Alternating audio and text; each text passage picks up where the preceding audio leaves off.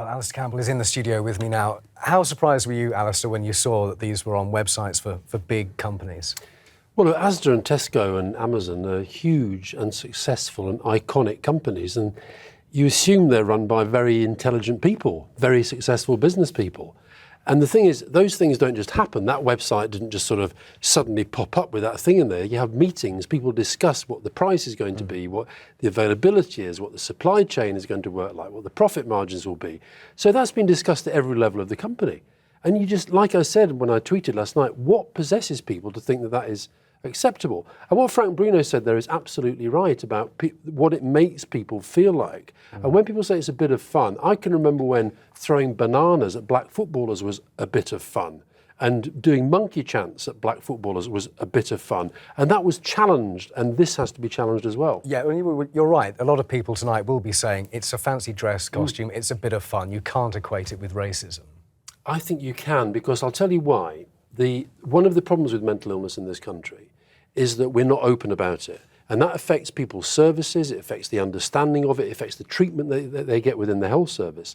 And the fact is that there's this constant equation of mental illness and violence. So they have this guy with an axe. What does that say? That says if you're a mental patient, I've been a mental patient, Frank Bruno's been a mental patient, that's saying the image that we have of a mental patient as a big, iconic British company is you go around with an axe. And the truth is the mentally ill are far more likely to be victims of violence than perpetrators. Now, in your new book, there's a character with mental health issues. You talked about the stigma. Is it changing, do you think? Has it changed since the 70s and 80s? I think it is changing, but then what's happened with this just makes me wonder. I felt like we were back in the dark ages. And I mean, the book I've written is about a young teenage alcoholic.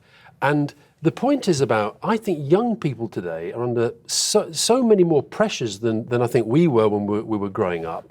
And this business of mental illness, that we're just not open about it. And I'm trying to, and people like Frank and Sue Baker there from Time to Change, we're all trying to bring this into the open so that we can be as open about our mental health as we are about our physical health. Tesco and Asda should ask themselves, would they have done something like that about a child cancer victim?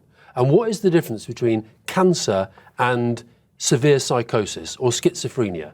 They're serious illnesses and they should not be made fun of. And is the stiff upper lip the British thing involved in this as well? We just don't like to talk about it, even if we think something. I think people are becoming more open about it, but it's very, very, very slow. I mean, for example, you take Parliament, which is obviously, if you like, the political leadership of the country. 4 MPs have admitted to having mental health problems. Well, I know lots of MPs who've got mental health problems because they talk to me about it.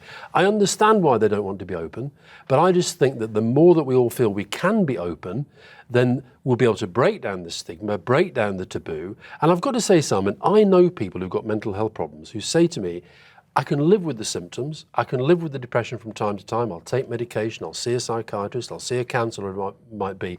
What I can't live with is the stigma, the taboo, the feeling that I'm actually just not part of society. And Stan Collymore was right, people kill themselves because of that. Alistair, thanks very much for coming in. Alistair Campbell there.